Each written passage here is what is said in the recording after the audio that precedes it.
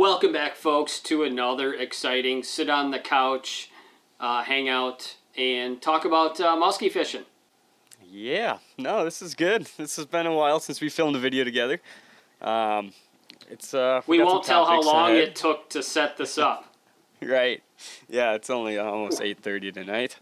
But hey, now it's all done, ready to rock, and hopefully be doing some more of these with some guests and whatnot.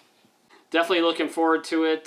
Tonight we're just going to kind of freestyle it, and it's basically just going to be about new musky gear, 2023 fishing forecast, maybe some of the places we're thinking about going, techniques we want to do, this, that, and the other thing. We'll just kind of wing it. I got a few questions from viewers out there, so... but before we get started, definitely wanted to do a couple shout outs. So the Minnesota Muskie Expo is March 10, 11, 12, and that is hosted at the Warner Coliseum, Minnesota State Fairgrounds. Looking forward to that. Going to be there. Cannot wait to get to the Minnesota show again. It's been 3 years since before COVID since I've been there. And just definitely really looking forward to getting back to Minnesota and bringing some fun big baits for you guys. So we're working hard on doing some of that stuff. So yeah, you got some expos coming up.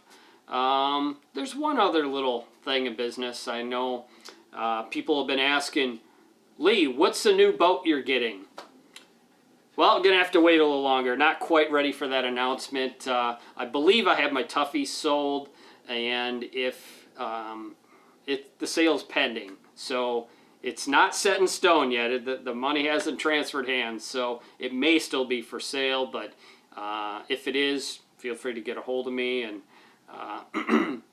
check out my listing of it on Facebook Marketplace. But we'll see. It might be gone, so not sure. But anyhow, enough on that. I got all the BS out of the way here. So what are we going to talk about, Robbie? We could start off with some new stuff this year. I don't know. You have a lot of new stuff, Lee. Lots of new stuff. Incredibly Definitely. much. Yeah, and definitely got a lot of new stuff. Everybody likes new musky tackle, right? It'd be boring to throw the same bait every day, so it's always fun mixing it up. Some of the most fun is catching fish on new baits, getting a new confidence in new lures, new techniques, and whatnot. So it is pretty cool. So yeah, you got those baits over there? Yeah, let's see here. So the bait I'm probably the most excited about, which quite honestly, I think this may end up being one of the best baits that I've ever made. Hopefully we can come here a year from now and say, yeah, actually that was true. I was right about that one. But at any rate, it's the Lee Lures Ninja. It is a pinwheel style bucktail where it revolves around the center of the blade. Pretty much designed this thing to run over weeds easily, so you can run it high in the water column, you can bulge it on the surface, or if you slow roll it, you can actually get the thing down about 6 feet. So definitely different. There's really not anything like this anymore. Obviously, we used the trilogies back in the day, but those are actually no longer being produced. So there was a wide open hole in the market, and this is what I came up with, was a throwing star for muskies. Why not, Ronnie? Yeah, I mean, it only took me 2 casts with it to catch a muskie. Not a giant, but it did catch a muskie. My first 3. Yeah, that was the second cast. So, yeah, cool bait. Pretty bulge cool. it and whatnot. Looking forward Definitely to... saw a couple big ones on it last season up in Minnesota. Yep. No, for sure. Yeah, I'm looking forward to hitting some trophy water with it for sure. And there's a mini size as well. Those are the 2 different sizes. The blade here, the large one is 3.2 inches across and 2 1/4 inches across on the mini size. And they got, of course, the Chaos Killer tails on the back, Flash-A-Boo skirts, keeled wire section there in the front so they don't twist your line. This and the other, you can read up on the website about these. I do have them online. Of course, I'll be bringing them to the rest of the shows coming up here. So, very excited about that bait, especially in clear water. I know Robbie, back when we were using the trilogies, where we did well on them was like the clear Minnesota lakes, Lake St. Clair. That's where we seem to have the best action on them. Not to say the fish weren't caught in dirty water as well, but that's remember what sticks out in my mind. Fisher's Giant. Oh, yeah, that was some dirty water, so figure 8, 49, and I don't know, what was that, 49 and a quarter, 49 and a half, so no, something different. They've all seen a bucktail before, and they still bite bucktails, so something different. Runs a little bit lower, or you can really bulge that thing, so it'll be pretty cool to try out this year for sure. And Lee, you got different vibration. Got some new top waters, a glide bait. Oh, yeah. So, new surface bait. This is a bait that seems to have people pretty excited so far. The Heart Attack. We had some success on it last season. In the little amount we got to try it, I know the first bite I ever had on it was just under a 47-inch class fish. So, basically combining a jitterbug with a flap tail. And so it's a meandering, snake-like swimming action with, of course, the flap-tail blade intermittently striking this aluminum post on the back, which gives you a really loud clinking sound. And I see my bird like that sound. She was really interested in that. But yeah, something different, you know. It's definitely been proven that when you come up with a different action, fish do respond to it. And take the flap tail, for instance. You know, now everybody makes a freaking flap tail, and understandably, because it's, you know, a tremendous triggering, attracting quality bait.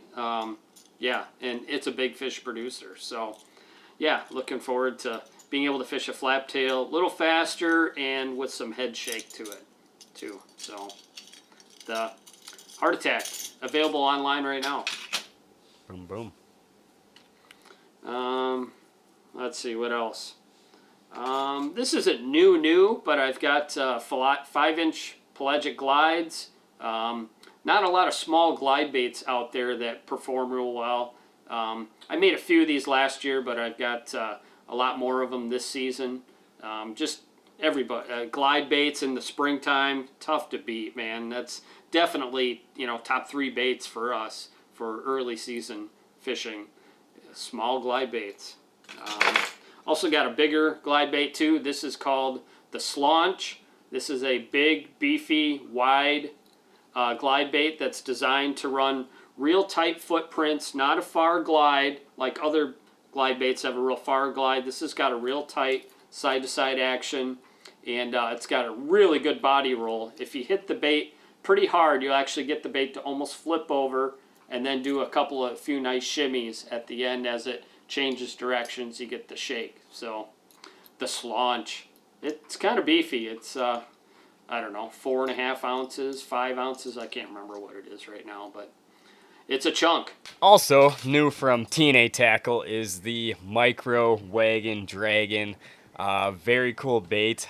Got to really test this one this summer, and it worked. It really, really was kind of a very unique bait. The way you could, with that single treble hook on the Micro, we would be fishing this in super, super thick cabbage, and you could reel that thing in, cook it, and when you hit a cabbage pile, just give it a big rip, and it would blow it off.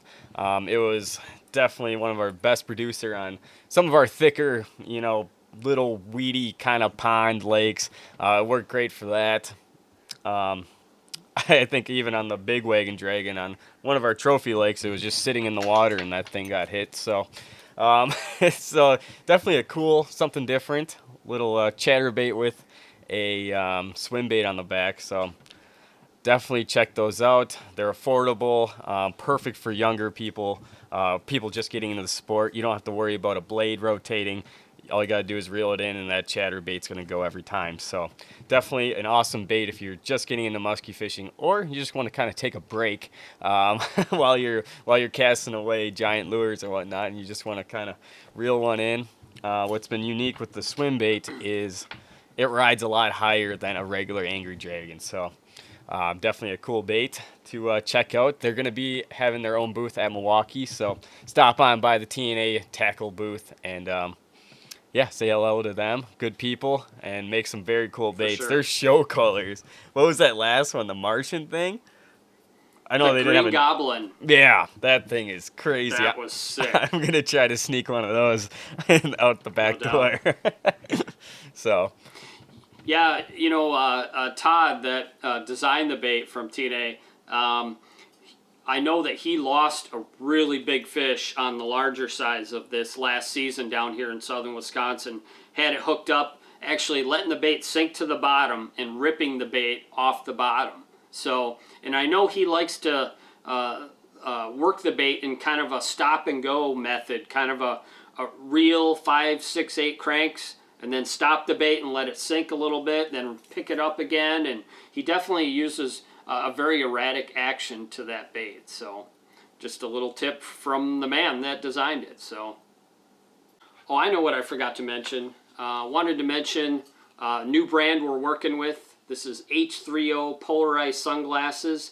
They may be I don't know if they're the only, but they have interchangeable lenses. They may be the only company out there with the interchangeable lenses. They come with a kit of 3 lenses, and all 3 lenses are designed for different lighting conditions. Of course, you got sunny days, you got partly cloudy to mostly cloudy days, and then of course late in the day, low light conditions, or if it's raining, you can actually pop the lenses out and put in a different lens and tailor it to the sky conditions you have on that given day. So pretty darn sweet. You can get a set of these for about $200. Definitely from a stand-up company, from a heck of a guy, Earl, who was in the boat with us last summer and enjoyed an awesome day with us.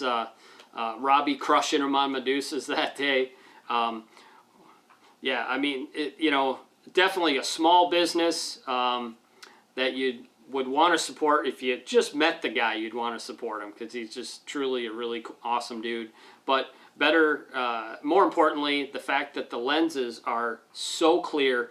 They're just about as clear as glass lenses. So, and they have them available too. You can get your prescription lenses to fit right inside behind these actual glasses. It'll fit right back in here. You can check it out on the website. But that's H3O Polarized.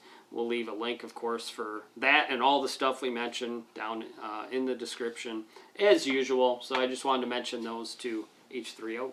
Yeah, so crazy enough, there's, of course, new Chaos Tackle colors, custom colors available at the shows.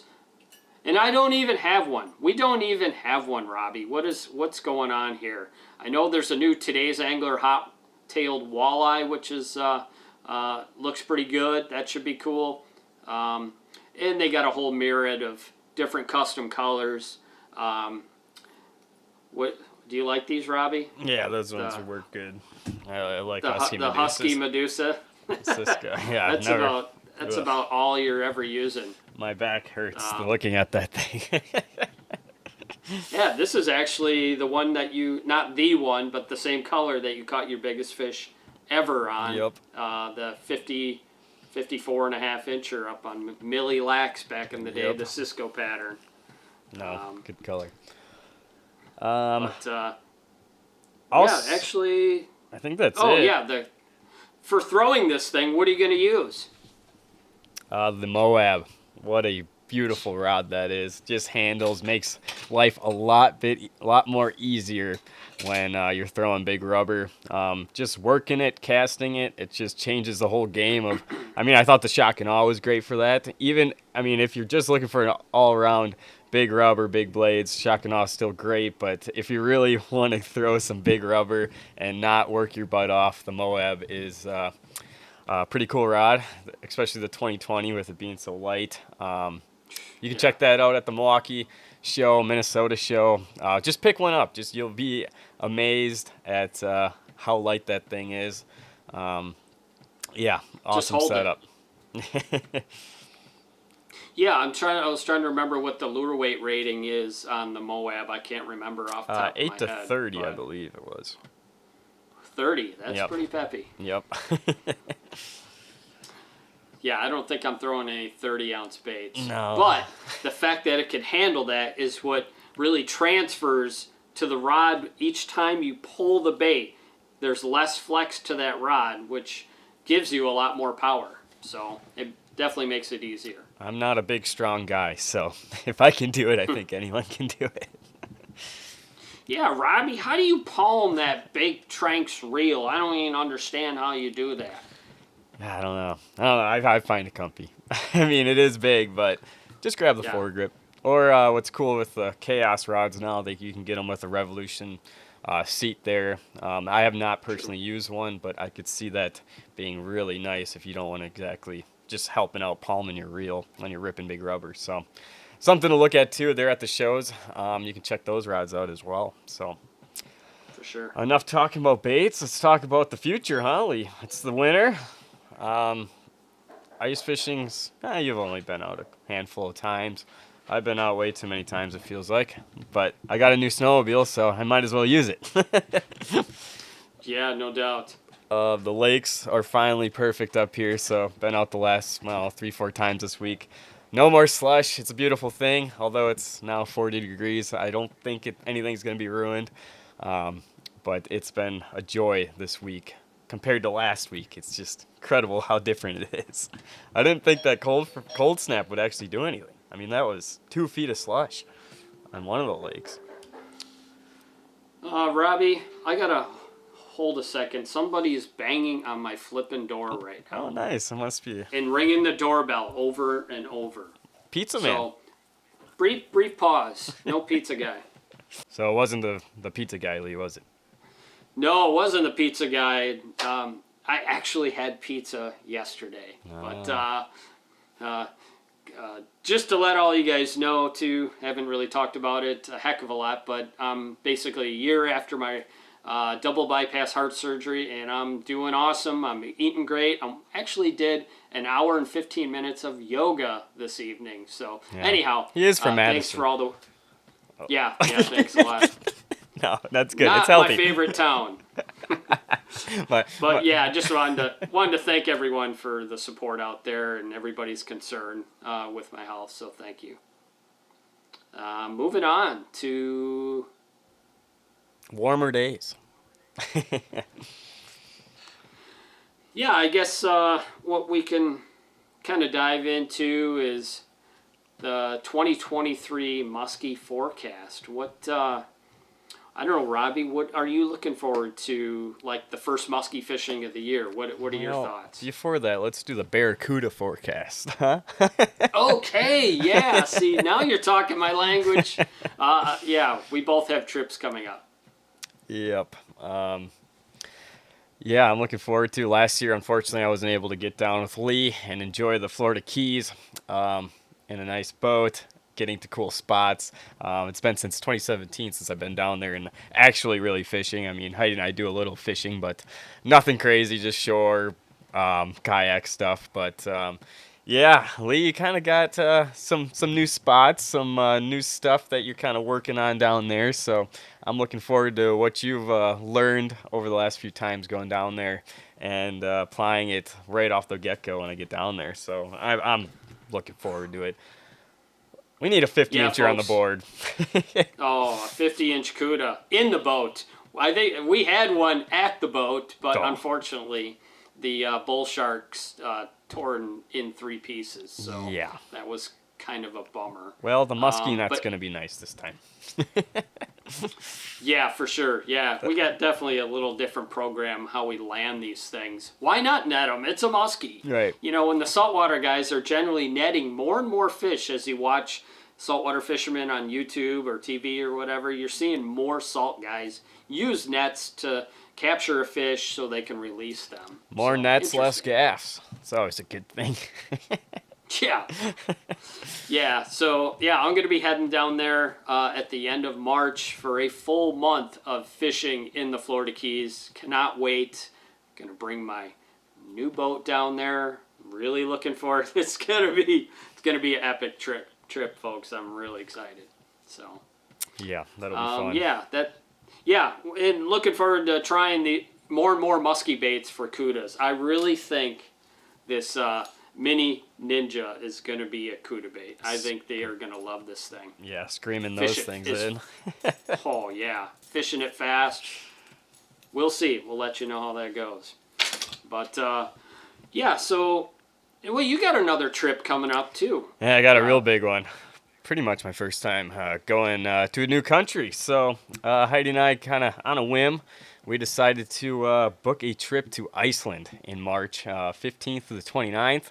Yeah, usually, you live in the Northwoods, you want to go to warm weather, not cold weather, but I don't know, it's a cool opportunity. We don't have kids yet, so we might as well see some of the coolest landscapes that the world has to offer. So looking forward to that. We've got a camper van we're going to be staying in, and I think we're going to go around the whole island. It really depends on weather, what campsites are open. I've got a lot of research to do to make this an enjoyable trip and not a miserable trip. So just got to plan out a big itinerary. I'm for sure going to be bringing the cameras, and I don't know what we're going to film, but I don't know. It'll be an entertaining trip. Definitely a trip of a lifetime. So looking forward to that.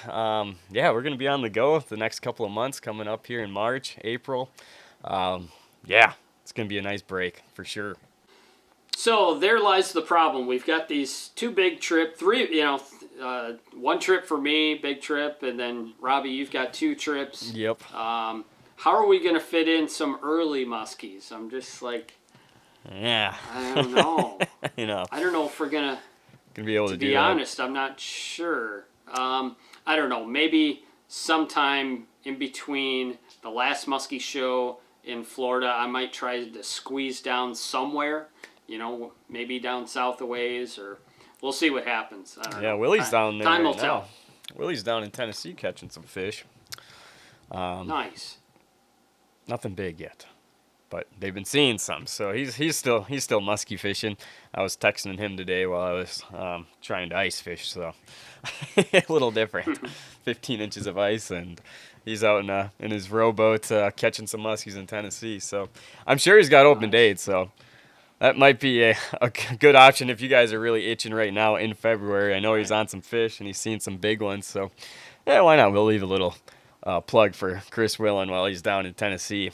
Very cool. Lee and I got to do it one time, but not for muskies because the rivers were blown out. Yeah, that was no good situation. Nope. But yeah, hopefully May get down to Indiana would be cool. Yeah, that's the one I'm looking forward to trying to get doing that again. Man, we had some incredible action down there and some big fish. Just unbelievable. The one you got, Robbie, the 49 3/4 incher on the horseshoe. Holy cow, dude, that was just sick. Stupid. Yeah. I don't think we can expect what we saw that we did the first time down there, but that's usually how it goes on any new lake. Right. Yeah, you just knock them dead the first time you go there. Yep, but yeah, you never know. So, yeah, definitely looking for an Indiana. That would be cool. Green Bay would be nice to do during opener, depending how weather is. It's been a long time since I've been back there. I know you did last year, but big. They just keep getting bigger. Struggle bus. Yeah, that is true. Yeah, I mean, so many large fish, so many fish now. Seems like every season there's fish 55 plus inches coming out of there fairly regularly now. So, and those fish weigh, obviously, too. They weigh well. So, yeah. I only spent the one part of one day up there last year, but actually had some pretty decent action. Just wasn't able to connect and get them in the boat. And might have helped if you had a trolling motor, but we don't need to lay any blame on anyone. Rick, excuse me. Yeah. Yeah, that was kind of funny, but it actually worked out that day. We had Yeah. really nice drifts that day, so that worked out. But yeah, Might have been trolling better. motor on your boat. Make sure you plug it in, see if it works. That's a good little tip. Yeah, I guess talking about spring musky fishing in Madison here, it's been a kind of weird the last couple of years. The lack of fish being present, seemingly. Not sure if there's more fish utilizing open water. We do have a zebra population now, zebra mussels, which has definitely made the water clear. So not sure if that's got some correlation to potential more bait fish out, out to sea and away from the typical casting spots we're used to fishing. There's a lack of weeds, So yeah, right, too? Yeah, there's definitely less weeds too with the zebra mussels. That is an issue as well. So less cover, less fish. And I'm not a big troller in the whole open water thing, so I don't know. Definitely a little leery of that early season, but who knows? It's another year. Yeah, obviously have to go try it. I know we had the sight fishing thing going on a few years ago. That was pretty amazing some days. Yeah. Just need the right day, unfortunately. Can't do it every day. Yeah. It's got to be flat, calm, and sunny, which we usually hate, but early in the year like that, Yeah, they it's like definitely it. the program you want. Yeah. Definitely in June is that open water casting bite really happens in Minnesota. You just keep hearing more and more about it each and every year, and some incredible fish get caught that time of year. And we've yet to really do it. So that's definitely on the it's list. I'm usually pretty booked up guiding in June, but I think Lee and I just need to put in dates in the calendar and just go, no matter what the weather is. Just go. Yep. Those fish don't care. Right. Just do it. It'll be a lot easier. I think that would help out getting on some more trips. Is just plan it like a regular person, Lee, I guess. Yeah, we were so used to running by the seat of our pants, and we're fishing so much, especially when I was still guiding and whatnot. But I think, just got to make the plans, and I definitely want to get back to Minnesota. It's kind of been driving me a little crazy watching a few of the videos this winter season, and these big Minnesota giants just being caught, and I'm like, gosh, man, that was really fun. I kind of missed that. Absolutely. Yeah. No, it's been a while since 2019, I think, is our last big one in the boat together up there. Or 2020, I'm not sure. Either or. It's been too long.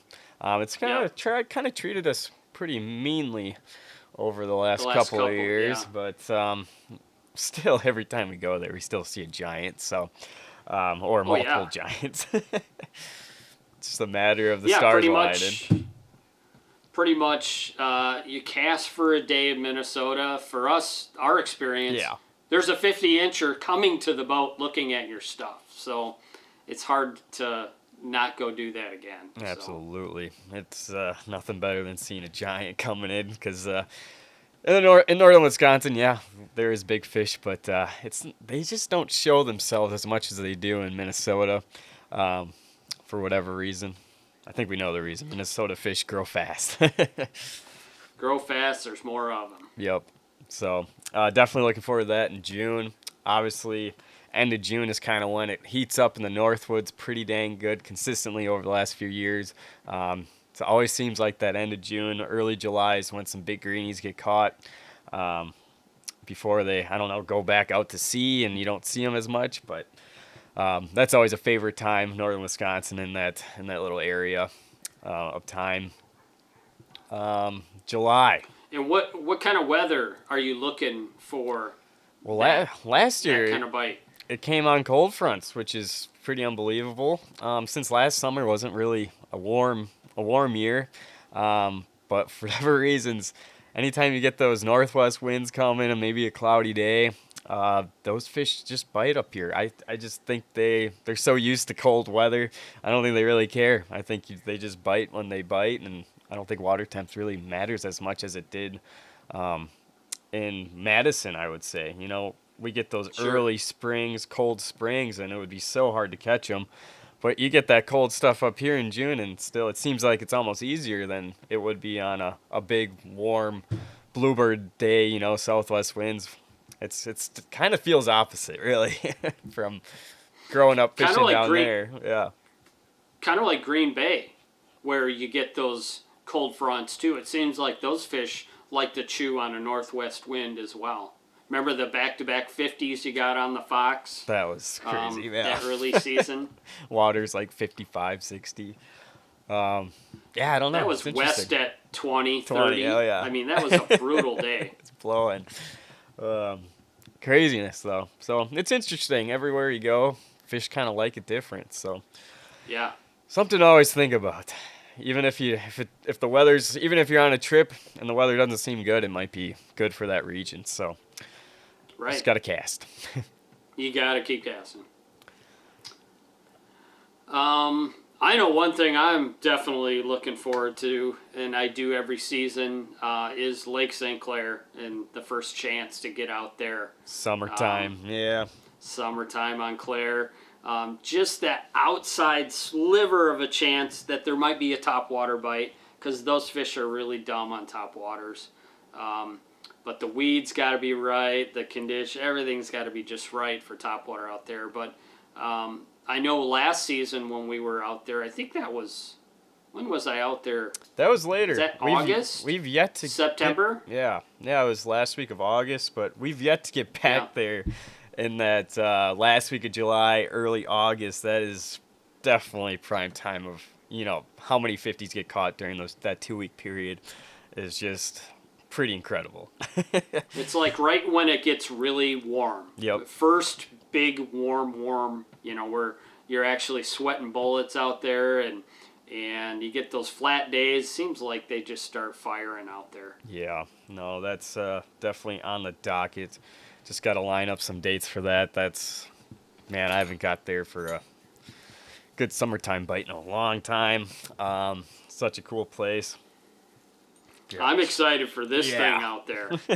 I think this Ninja's gonna crush on the Clair. No doubt. And last August when I was out there, the 910 Boilermaker, that thing was the crusher in the gold sucker pattern. That was it wasn't like an extravagant bite, but it was reliable. And those fish are way high. They were way high in the water column the 2 days that we were out there. And like you'd throw that Boilermaker out there, you get 3 cranks and they'd be on that thing in 15, 20 feet of water. That was really the coolest bite I think I got on last season. So fishing with Mark out there. If anyone out there is watching, you're looking for a guide to fish with on Lake St. Clair, Mark Karnowski is our man. That dude he puts us on fish every single time. So it is pretty cool. Yeah, we got a pretty good hit record with that, man. Yes, that's true.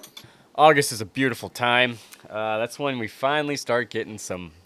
It's kind of, you get those colder nights, you get those nice northwest wind days, and it seems like the muskies push back shallow for the most part. I don't know if they just kind of get burned out of sitting in the weeds when it's hot in July or whatever, but big girls like to come back shallow after some cold nights and on those cold fronts, especially up here, especially in northern Minnesota, or wherever in Minnesota. I shouldn't even say northern, but that's when the bites really get rolling.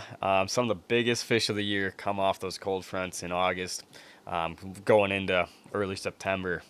Man, that's a fun time of year.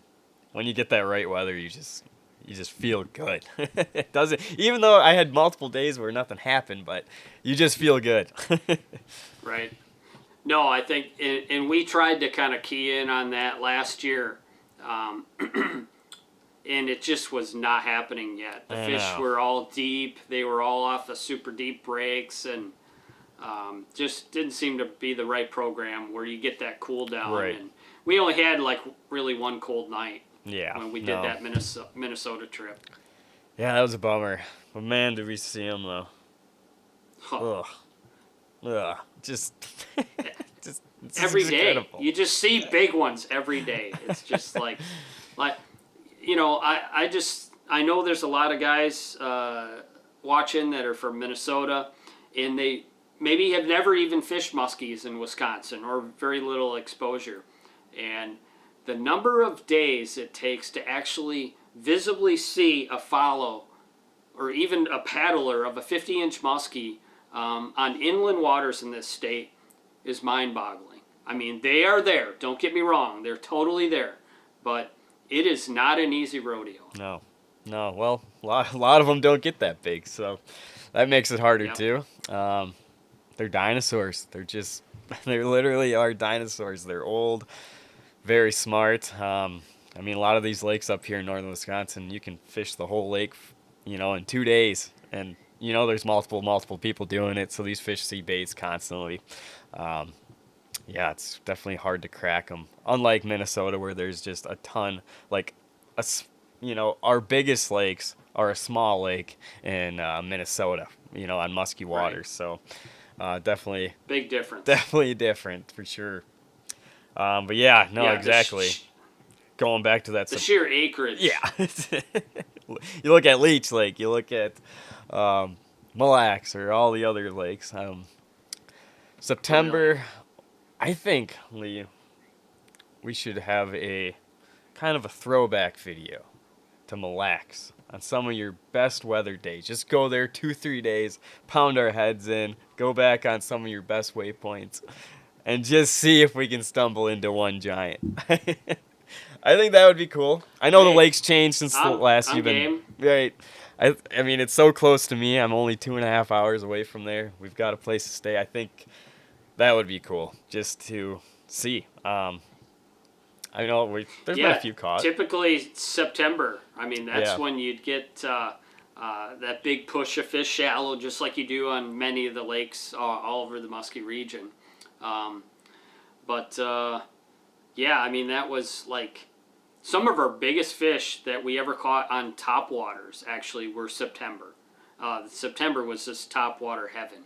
So I know this bait here is responsible, the top H2O, for so many fish in my boat over 50 inches, up to 55 inches. So some really, truly giant fish. And they came from that lake, Mille Lacs Lake. So the majority of them. We definitely had some others in central northern Minnesota as well on this bait that were over 50 inches. That'd be an interesting one. I don't know. I mean, hopefully we caught a lot of fish beforehand if we do this trip. That's the only problem. That may hinge on how the summer's going so far. Yep, exactly. Sometimes you just got to catch something, and we got to get a video done too. Right. So there is that. But I think it'd be cool. You could talk history about it on certain spots or whatever. I mean, they're still putting them in. So I mean, it was cool when Heidi and I went over there this spring, or what? No, not this spring. Obviously, 2 springs ago. And we saw some paddlers, some giant paddlers. Yeah. They're in there. It's just more of a needle in a haystack. But the only nice thing is they're not getting as much pressure now, and they might be kind of not as smart as. Now you got me thinking a spring trip there. Yeah, we should. I really want to get over there for pike this winter. That would be cool. There's so much to do in so little time. No, for sure. Yeah, I guess they don't even have. No roads out there. It's all slushy and whatnot. So, not a real good deal out there. So, but yeah, no, that would be cool. Mille Lacs, obviously, for sure. No matter what. I guess we didn't even talk about maybe a summertime Leech Lake trip too. Oh yeah, we need some good. We got to get on a top water bite out there. Those fish, especially when they get in those weeds. I think, especially at night, you could really lock and dial into those things on some surface baits or Boilermakers, or I think that could be winning combination for some big girls. I don't think we've ever been there in August or July. No, it's always been fall or. Maybe a couple times in September. Yeah. So September's kind of, we've got one big one, but it's always been kind of weird there for whatever reason. I know there's a good shallow. I know a lot of the guys were catching them suspended pretty late in the summer, spring, late spring, early summer. They were still doing the brain fart. Forward-facing sonar fishing out, in deep water and whatnot, trolling for them, and it sounded like that was a pretty good spring bite over there. But yeah, as soon as they pile back in and start using the reefs and the weeds and whatnot again, that would be definitely something I would like to do. I know I've heard a fish caught on my water chopper out there up to 56 inches long, night fishing topwaters on the rocks. So Yeah. that sounds kind of cool too. Yeah, but that's another lake. You just gotta see what the weather gives you. It's a big body of water. For sure. Moving into what else? What else is there? Those are kind of I don't our know. big ones. Usually we do. Right. Comment below. Any suggestions? Anything come to mind for you guys that maybe we should go try? Or No, message if yes. you don't want to give it up. Right. Yeah. There's that too. That's a good point, Robbie. Yep. You don't need to that's a good point. share it to the public. We're very good on keeping things quiet and try not to show as much when we're filming where exactly Yeah. we are. Don't want to exploit anything as, try to hide it as best as possible so we don't ruin sure. it for the future.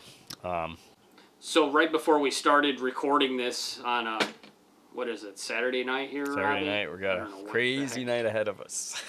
Crazy night. This is the Zoom call date with Robbie night.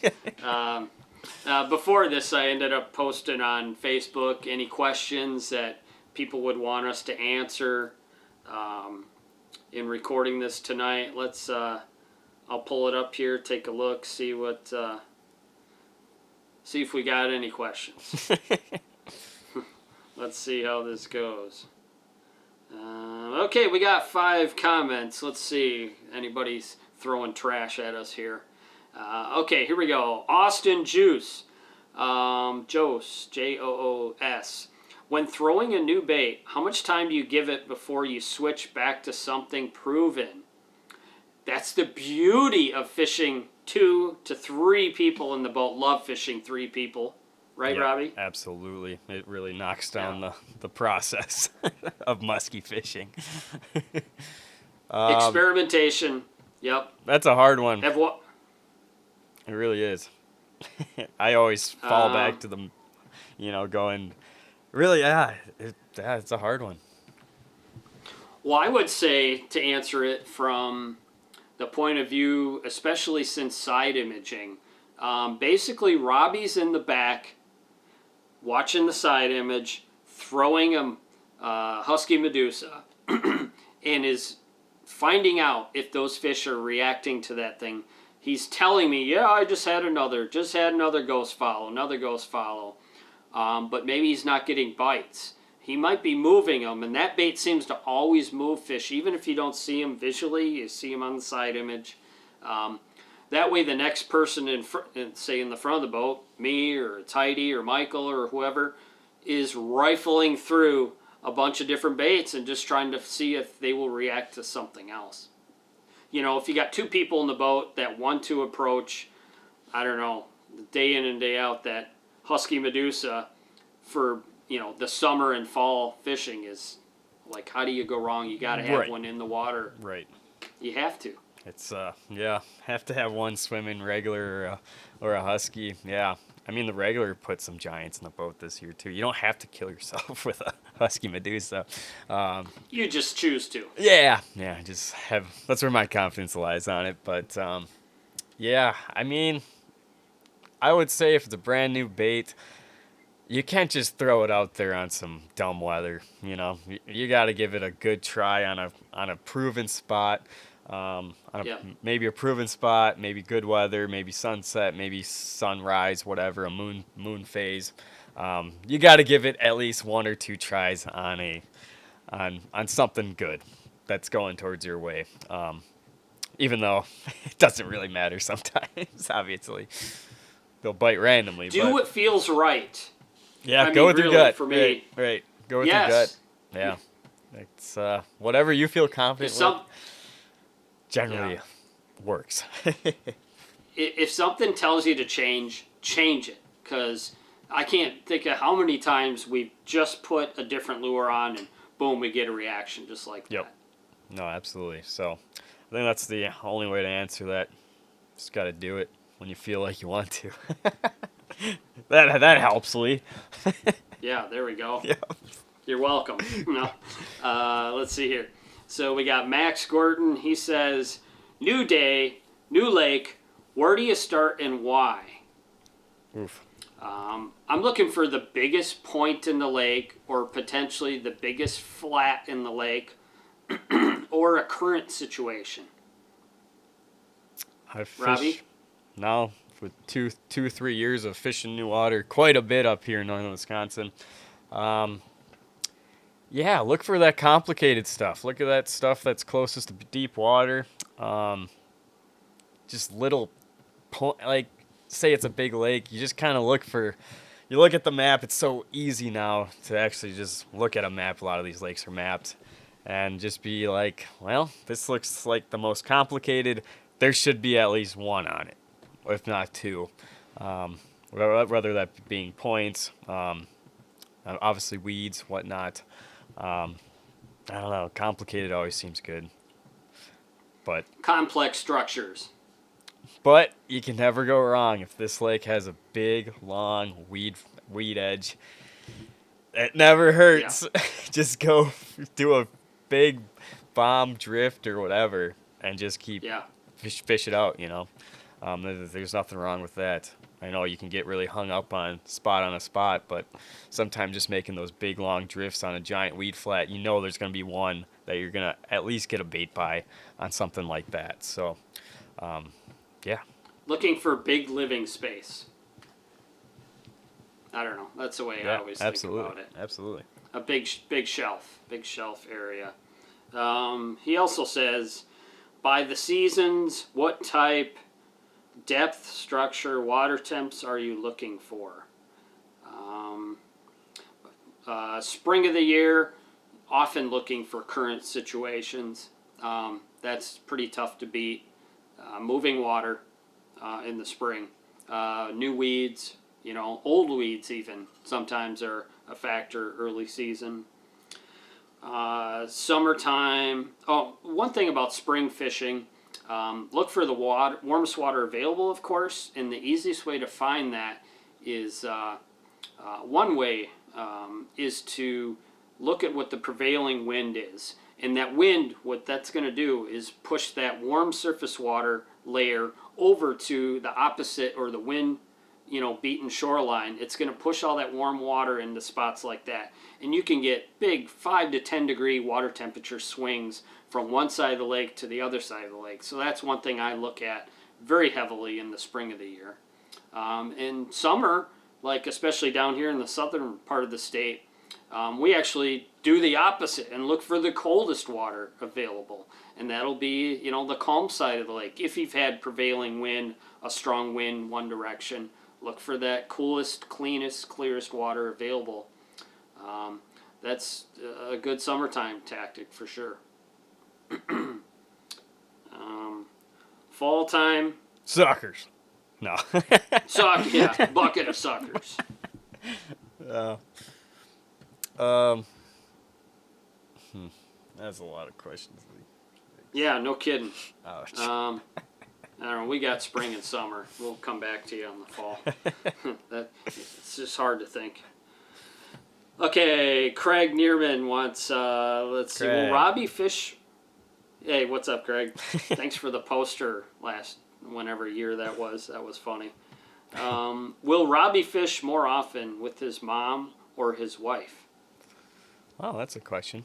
Well, definitely in the summertime. Heidi's not available, so probably in the summertime more with my mom. And then Heidi gets some free time in the fall. So, yeah, it's probably 50-50.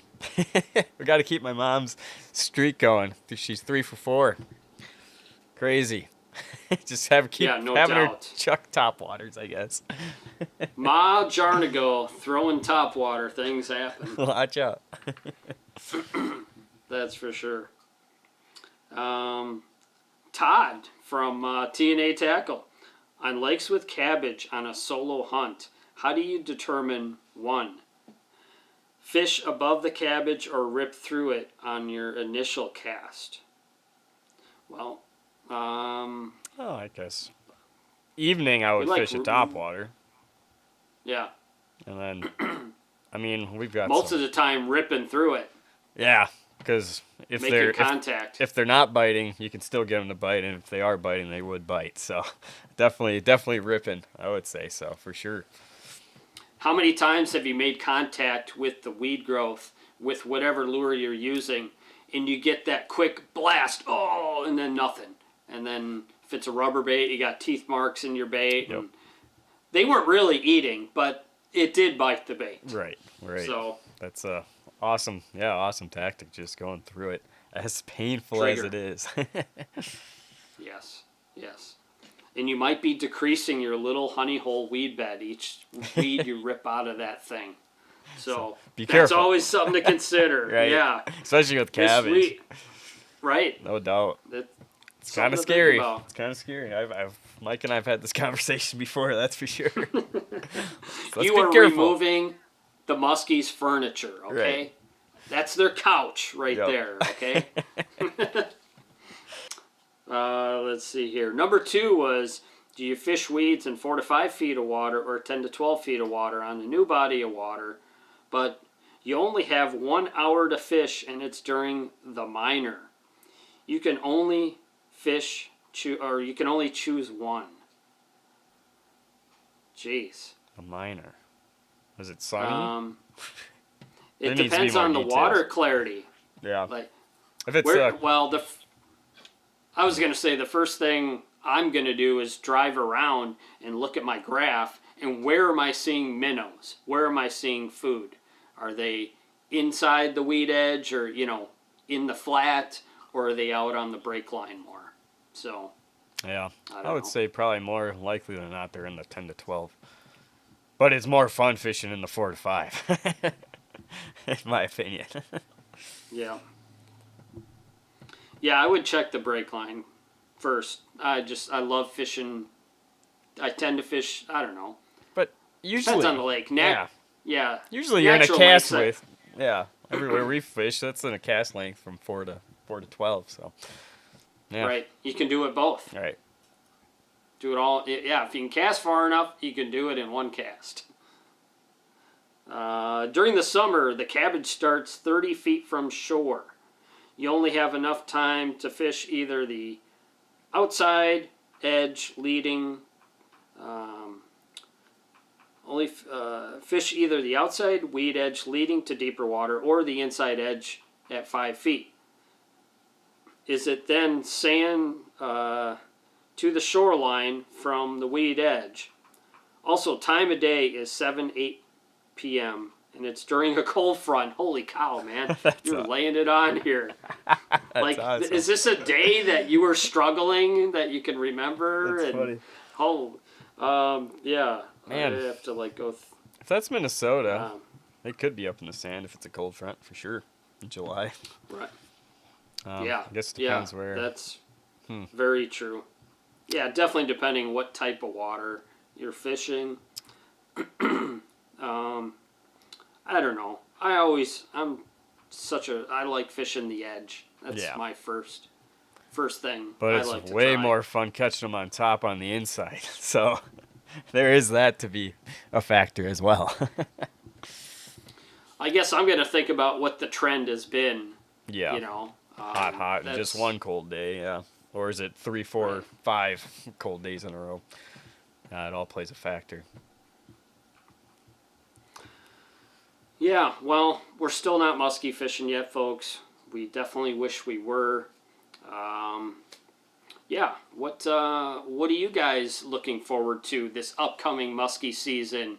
Is it a hot new bait? Is it a new body of water you're going to go fish, target? What motivates you thinking about musky fishing right now, this time of year? What are you thinking about the most on your upcoming musky season? Comment below. We'd love to hear the things that get you all juiced up and thinking about what your season's gonna be packed full of? What are you looking forward to doing? Is there new techniques that maybe that's what excites you for the upcoming season? Share with us below. Well, I think that's a wrap, Lee. I don't think we got anything more. Hopefully get some guests coming up on the podcast coming up here soon. Be nice to do that while I'm gone. Have some podcasts rolling through March. Till then, I'll be ice fishing, hopefully getting on Superior, but it's been warm, windy. I really want to get on Superior. I haven't done that this year. Yeah.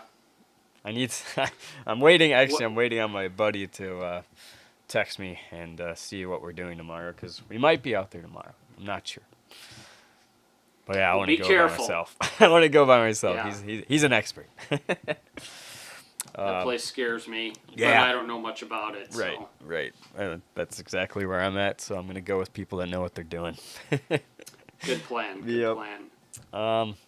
Other than that, we really need a big pike on the ice. That would make my winter, too. Yeah, man. Not good. I know we tried a couple missions here in the southern part of the state, and it was dink central. Yeah, so I don't know. That's all we got. So, guys, thank you so much for watching, listening, viewing. Please hit that like button, subscribe button. You can also listen to this on Podbean. Hopefully some more podcasts coming up, some more guests.